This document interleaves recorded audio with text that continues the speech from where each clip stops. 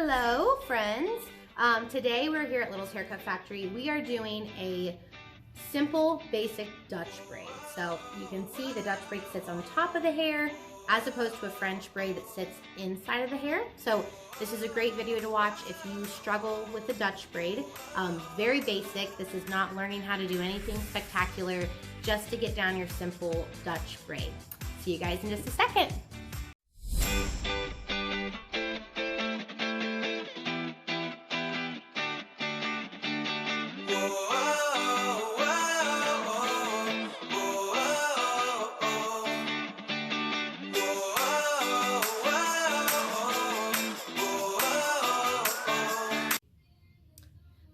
We are going to get started on the Dutch braid. If you guys previously watched the French braid, you will know that these two tutorials are super simple. This is basic. This is not going to teach you how to wrap a Dutch braid around the hair, around the head. It's not going to teach you anything fancier than just the simple technique of a Dutch braid. So this is our lovely mannequin today.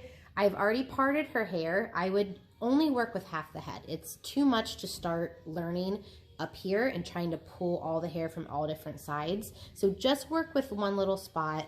Mainly we're gonna work right in here in the front.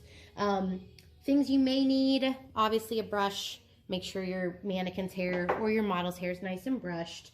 Detangler is great. Obviously, some people like to do it with water. Some people kind of think it's easier. I do not like to use water at first, unless I'm doing something a little bit more fancy, but for just a simple Dutch braid, I don't like the hair to be wet. I feel like it gets tangled at the very bottom when it's all wet, so especially if they have long hair. So we're just gonna work with dry hair. And then the other thing, some people like to be very precise while doing a Dutch braid. You can get a rat tail comb, which helps you make those little tiny precise parts. If you're just learning though, I wouldn't, because you're gonna have to figure out where to put this comb in between, unless you're really good with your hands or you have someone helping you, your daughter or mannequin. Your mannequin doesn't have hands, never mind, she cannot help you. But if your daughter was sitting here, she could hold the comb, but otherwise it's gonna probably get in your way if you're just learning. So for this video, we're not using a comb. When we start a braiding class here at Little's Haircut Factory, I normally have people just do a simple 3-strand braid, and that shows me how they normally braid. Do they do a Dutch style or do they do a French braid style? So I'm going to show you really quick the difference, just so you can maybe see for yourself which style you do. We're going to go this way first. If you were just doing a 3-strand braid, if you were doing it like this, where you're taking your outside and putting it to your inside, that is a French style braid. You're taking outside pieces and moving them to the middle. If you braid like this, where you're taking your middle and putting it to the outside, like so, middle to the outside, middle to the outside, middle to the outside, then you automatically always do what is a Dutch braid. So this may be easier for you. A lot of people tend to do a French style braid when they're braiding without really knowing that that's a French style braid. Some people do a Dutch braid naturally though. So more power to you. If you already got the Dutch braid down, your hands will work a lot easier while you're doing this braid. So to get started, we're gonna do just a little bit of a section here, probably just like 1.5 inches, 2 inches wide, kind of a triangle shape. When you start a Dutch braid, your hands are gonna start down. So if a French braid, you're starting with your hands up. Dutch braid, you're gonna start with your hands down. So and part of my nails, they are not painted, but who's judging, right? All right, palms down to start a Dutch braid. So we're gonna put palms down, index finger and middle finger, we're gonna put right in between, right there. Okay, so on a Dutch braid, I would not worry about pulling in pieces just yet. Get your hands working in the Dutch braid manner. So middle piece is always what's moving. In our French style class, whatever you want to call it, the video, we talked about calling these different things when you're moving your pieces. Some people call this a stitch, some people call this a pass, some people call this a twist. So you can say, I'm moving My middle piece, I'm passing it to the right, and then I'm moving my middle piece and I'm passing it to the left. You can say I'm moving my middle piece, I'm stitching it to the right, and then I'm taking my middle piece and stitching it to the left. Or some people just like to say, so we did pass, a stitch, or a twist. I'm taking my middle piece and twisting it to the right, middle piece and twisting it to the left. Whatever words you hear people say, that's basically what they're meaning. It's just meaning that they are moving the pieces around. So that's kind of a clue there. This mannequin is not ideal. Her hair's like a Barbie and it gets tangled, but okay, let's get back to it. So palms down, fingers separated, 3 even sections of hair. We are gonna start moving our middle piece out to the right. Now our right piece becomes our middle. Now we're gonna take our middle piece and put it out to the left. Middle piece to the right, middle piece to the left, middle piece to the right, middle piece to the left. So you are just taking your middle and passing it or twisting it over top and to the right, or over top and to the left. That's how your Dutch braid is gonna work. We haven't added in pieces yet, but when we're adding in pieces, we're gonna add from underneath, which is opposite of a French braid. A French braid, you're adding pieces over top. Dutch braid, you're adding pieces underneath. So I'm gonna show you first. Sometimes it's easier just to watch without words. Middle piece out to the left. Now we're going to take our first piece to add in. Some people find this is where you can use your rat tail comb. If you want, you can go like this to section it and then grab it. That's fine. I don't prefer that unless you're trying to get a very, very detailed little braid, but okay. Let's go back to just using your thumb or maybe your index finger to kind of pick up this section of hair. We are going to put this in between our thumb and our index finger, right along with what our middle piece is right now. Okay, we've picked up a piece. Now we're ready to twist this to the right side. So we're going to take our middle piece, we're going to twist it to the right. Now we're going to have a new middle that we need to pick up. And take that piece. You can drop the piece that you just moved. Your hands are in the way and your other piece is laying underneath of it to where you won't lose it, if that helps you. So now we need to add a piece from the right side. So we're gonna take a section, kind of even with what we already have, and we're gonna put it again with the hair that's in between our thumb and our index finger. Okay, we've got that. We've got our new middle piece. It's got added hair that we just added to it. Now we're ready to take this middle piece and twist it back to the left. So twist it over. You can drop it again if you want, but now you've got your new middle. It's in between your thumb and your index finger. Now we need to pick up some hair again from the left and add it into your thumb and your index finger, along with that middle section of hair that we just made our new middle. Okay, we've added in hair. Now we can twist it to the right side. So we're twisting it to the right side. She's getting away from me here. There we go, that's better. We just twisted it to the right side. We've made our new middle piece. Now we need to add hair to our new middle piece. So you're always adding hair underneath and to the middle, which should be in between your thumb and your index finger. Okay, we've added hair. We're ready to twist our middle back to our left. So we're going to twist it. We can drop our old piece over here in order to pick up a new piece. We're going to take that new piece and we're putting it in between our thumb and our index finger again. We're going to add that to our middle. Now we're ready to twist back to the right side. So twist with the right side. You can drop that, keep your thumb and your index finger on your middle section. You guys can see this good. Now we're going to add in another piece. So we're adding in to the underneath and what's also our middle. It should be in between your thumb and your index finger. Okay, now you're ready to twist back to the left. Add in hair underneath to your middle section. I need a weight on her, she's too light.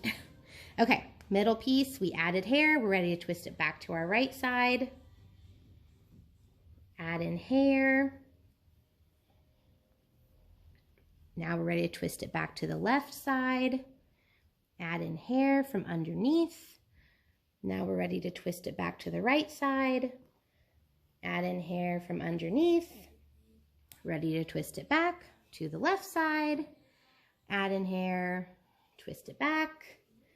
Add in hair, twist it back. So all the way along the way, your middle piece again is the only piece that's moving over to the right or over to the left. Granted, you're picking up a new piece every time you're doing that, and your middle piece changes, but your middle piece is the only piece you're technically moving over top when you're twisting. Middle piece should be over top. You'll also notice a Dutch braid sits on top of the hair, whereas a French braid tucks inside. So that is a Dutch braid, simple, really basic, just how to do it. From here, you can learn how to wrap it around the head. You can learn how to start it from back here, move it up and make a cute little heart. You can do all kinds of things with a Dutch braid. A Dutch braid also, there's a term called pancaking. If you want more of a boho look, maybe you have an older daughter who doesn't want like real tight little braids, wedding hair, prom hair, you can pull out the sides to make it a little bit wider, which can look really cute too while you're doing that. Okay, so we learned kind of the basic of a braid for Dutch braid. Let me pull this out. Tip on how to get a braid out. Start at the bottom and just slowly work your way up. Don't try to pull from the top and pull your way down because you're going to get a whole tangled mess down here, especially if you're using a mannequin with Barbie hair. Okay, let me brush her out real quick. I'm going to go over one other tip with you guys. Kind of get her back where she needs to be. A lot of people, when they're doing a braid and they're just learning, they have a couple complaints. One of their complaints is that it's really loose. Maybe they're braiding, they've got a really pretty braid, they're slowly working their pieces in and they think it's looking really good, but their hands are way far away from the girl's head. So yes, you got all your pieces in there correctly, but when you put the braid down to be done, it's super, super loose. So your biggest tip on how to get a tight braid is to keep your hands, and when you're doing a Dutch braid, it's going to be the back of your hands. Like the back of your hand needs to be up against their head most of the time. So you'll notice if you keep your hands really, really close to their head, your hand should be touching, your fingers should be touching basically the whole time. You're not working way up here and away from them. You're working right on their head. Then you don't have that extra gap of space. Your braid is going to be tight. Also, where their head is at helps a lot. If you've got a girl or whoever you're working with and they're way up here, like above your chest level, you don't have enough movement in your hands to get a good braid. So you need to have them at least chest level with you in order to have a good braid. The only other thing I want to go over with you guys for a Dutch braid is how to come down to the very bottom. I'm going to brush her out one more time. We're going to go from beginning to end, and then we'll kind of go all the way down to the bottom. Hopefully we'll get her in here. So personally, I love a Dutch braid. I think they're pretty. They can be more intricate if you want them to be like that. If you're working with older girls, not daughters necessarily, but you can pancake them out when you're doing Dutch braids. They just have more, I guess you can do more with them. So as a French braid, you're kind of stuck to wherever you put that French braid, it's stuck there. So I'm going to show you guys just one more time. Quick Dutch braid. As you can see, I am not precisely measuring out pieces or using a rat tail comb. I'm just using my thumbs to kind of grab the hair and tuck it underneath.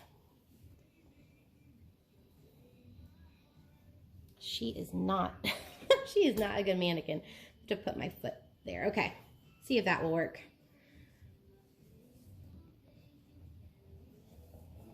This is just if you were doing like pigtail Dutch braids, basically.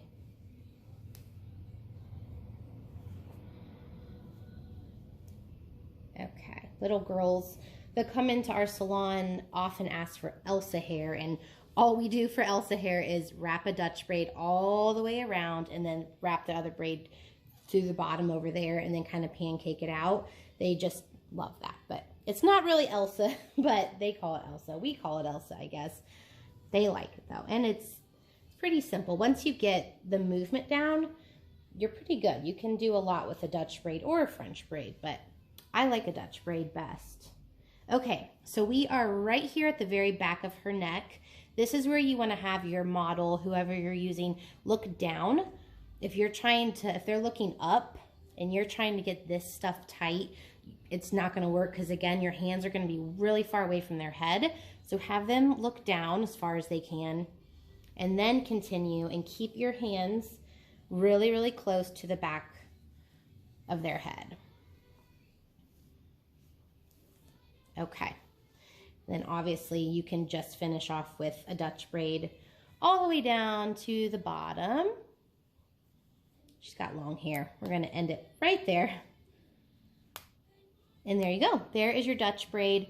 Really cute, lots of options, but if you're just learning, that hopefully will give you a better idea of how a Dutch braid is done. And again, I think Dutch braids are really cute and they have a lot of different options. So learn your basics and then you have options to do all kinds of things with it. All right, we'll see you next video, guys. Thanks.